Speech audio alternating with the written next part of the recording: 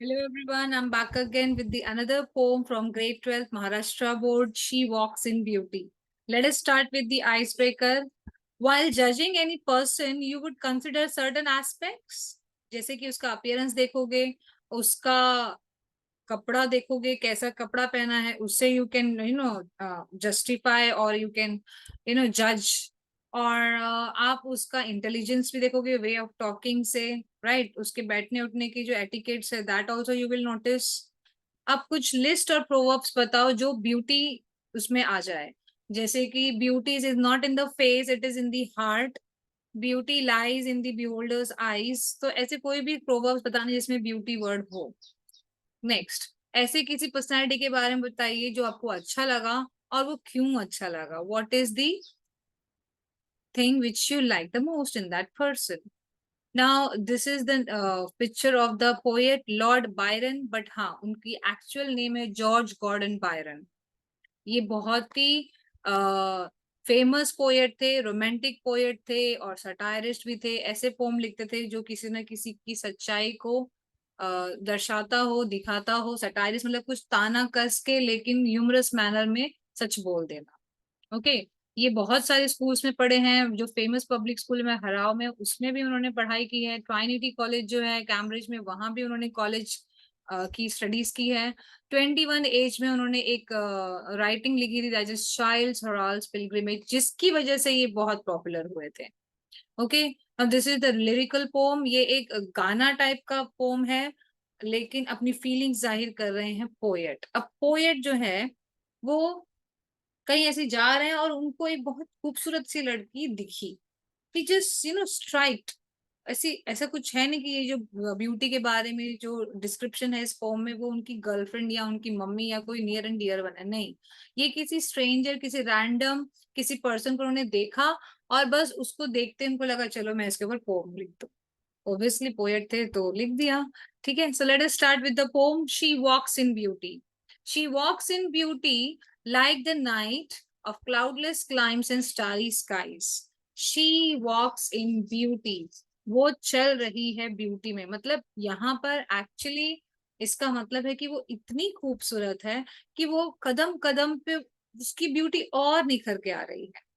मतलब ऐसा नहीं है कि थोड़ी देर के लिए ब्यूटी फुल लगी और बाद में नहीं लग रही है. नहीं, वो ब्यूटीफुल है और वो जैसे जैसे चल रही है वो और ब्यूटीफुल दिख रही है, और मोर एंड मोर. और उसको कंपेयर किया है नाइट से, और वो भी नाइट में क्या, क्लाउडलेस क्लाइम्स.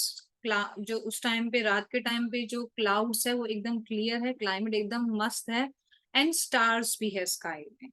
तो बेसिकली यहाँ पोएट जो है इस ब्यूटीफुल लड़की की जो है कंपैरिजन कर रहा है रात के उस क्लियर बादल से और वो आसमान में जो तारे हैं उससे. And all that's best of dark and bright meet her aspects and her eyes. अब यहाँ पे एस्पेक्ट्स मतलब फेस, और हर आईज. तो यहाँ पे उसका जो आईज है और जो फेस है उसको उन्होंने बोला है कि डार्क और ब्राइट है. डार्क और ब्राइट, जैसे फॉर एग्जाम्पल डार्क हमारे फेस में क्या होती है, आंखें, आईब्रो. अब बाकी चीजें क्या है, ब्राइट है, राइट. तो वही वो कह रहा है कि एकदम बेस्ट कॉम्बिनेशन है डार्क और ब्राइट का. और डेफिनेटली जो कि उसके फेस पे है, meet in her aspect and her eyes. Eyes में भी देखो एक व्हाइट होता है और एक ब्लैक, जिसकी वजह से वो और ब्यूटीफुल दिख रही है लड़की. Thus mellow to the tender light which heaven to gaudy day day night. मतलब वो इतनी खूबसूरत है और उसकी खूबसूरती इतनी, बोलते हैं ना, मेलोड है. मतलब इतनी पिघलती हुई, इतनी सॉफ्ट, इतनी यहाँ पे लिखा हुआ है स्मूथ. उसका खूबसूरत चेहरा है, पिघलता हुआ, कि भाई कोई भी पिघल जाए, इतना सुंदर चेहरा है उसका जिसकी वजह से ये दिन भी उसके सामने जो है वो झुक जाए. इतनी खूबसूरत है ये. Next stanza. One shade the more, one ray the less, had half impaired the nameless grace. मतलब एक शेड भी ना ऊपर वो खराब दिख रही है, ना वो एक शेड लेस दिख रही है. अगर वो ऊपर या नीचे थोड़ी सी हो जाती तो वो हाफ इम्पेयर्ड, मतलब वो पार्शल ब्यूटी होती, वो पूरी ब्यूटीफुल नहीं लगती, वो थोड़ी सी ब्यूटीफुल लगती. Half impaired, had half impaired the nameless grace. मतलब अगर वो एक शेड ऊपर और या एक शेड नीचे की खूबसूरत होती तो वो फिर आधी अधूरी सी खूबसूरती होती। Which waves in every raven tress, मतलब उसके हर जो बाल है वो बाल में भी, मतलब रेवन मतलब ऐसे तो कहा जाता है एक बर्ड होता है जो काफी काला होता है, क्रो के जैसे एकदम। तो उसके बालों को कलर बताया है, कलर बेसिकली रेवन मतलब ब्लैक उसके बाल है। ओके। और softly lighten over her face where thoughts serene sweet express how pure how dear their dwelling place। अब यहाँ पे उसकी सॉफ्ट जो फेस है उसको बोला है बहुत सॉफ्ट है।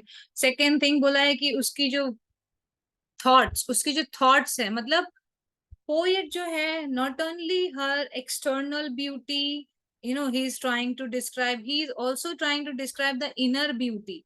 मतलब पोएट को ये लग रहा है कि ये जो लड़की है ये सिर्फ ऊपर से ही खूबसूरत नहीं है, ये अंदर की भी खूबसूरत है। उसकी जो थॉट्स है वो भी स्वीट है, बहुत सीरीन है।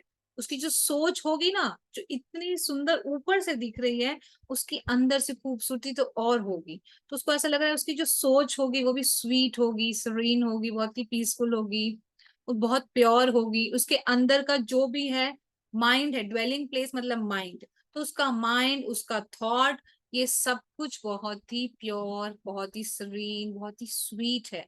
मतलब in this last two lines और three lines you can say वो उसकी इनर ब्यूटी के बारे में अप्रिसिएट कर रहे हैं। Okay, he is trying to appreciate not only the beauty of a girl only from outside. The poet is also trying to express about the inner beauty of that girl.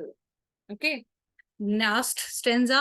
And on that cheek and over that brow, so soft so calm yet elegant, उसकी जो बाकी cheeks है, जो bro है, वो इतनी soft है, इतनी काम है, इतनी एक्सप्रेसिव है। उसकी आंखें इतनी खूबसूरत है कि आंखें ऐसा लगता है बोल रही है, कुछ तो हमें बोलना चाह रही है, इतनी खूबसूरत है उसकी आंखें। The smile that win the tints that glow, अब जब कोई लड़की स्माइल, अभी उसकी जो स्माइल है वो इतनी जीतने टाइप की है, मतलब वो देख के ऐसा लगेगा वाह क्या चीज देखी मैंने, एकदम से लगेगा मन तुम्हारा लगेगा जीत लिया मैंने, तो मतलब कुछ तो पा लिया। ऐसी उसकी खूबसूरती है। जब वो हंस रही है, जब वो स्माइल कर रही है, तो उसके गालों पे जो हल्की सी टिंट्स पड़ रही है, जो एक ब्लश है गालों पे, लड़कियों के देखा होगा, मेरे भी डिम्पल आता है। ओके, तो टिंट्स जो है, जो ब्लश है, वो भी बहुत ही ब्यूटीफुल लग रही है। But tell of days in goodness spends, और ऐसा लग रहा है कि उस लड़की का दिन बहुत ही अच्छा रहा होगा। क्यों? क्योंकि उसने दूसरे लोगों के साथ कुछ अच्छा ही किया होगा। ओके, मतलब लड़की को एक बार से उसने एक झलक देखा और उसमें ही वो सोच रहा है कि नहीं यार, ये लड़की सिर्फ खूबसूरत ही नहीं, वो अंदर से भी दिल की बहुत अच्छी है। उसका दिन अच्छा गया होगा। She really, you can say she spent her day in good manner, a mind at peace with all below, और उसका माइंड भी बहुत पीस में होगा। वो उसकी शक्ल से लग रहा है। a heart whose love is innocent, और उसका दिल भी ऐसा लग रहा है कि कितना भोला है। so here again this poet is trying to express the inner beauty of this beautiful girl. Lord Byron, the poet of this poem. I hope you all understood. It is all about the beauty of a girl with, whom this poet just, striked. You can see here, unnamed women who is exceptionally striking. Okay, उसके appearance के बारे में बात करना है उसकी, क्योंकि उसकी जो ब्यूटी थी वो इतनी कैप्टिवेटिंग थी, इतनी अट्रैक्टिव थी। जो पोएट जो है सोचा भाई नहीं, अब इस पे पोम तो लिखना ही पड़ेगा।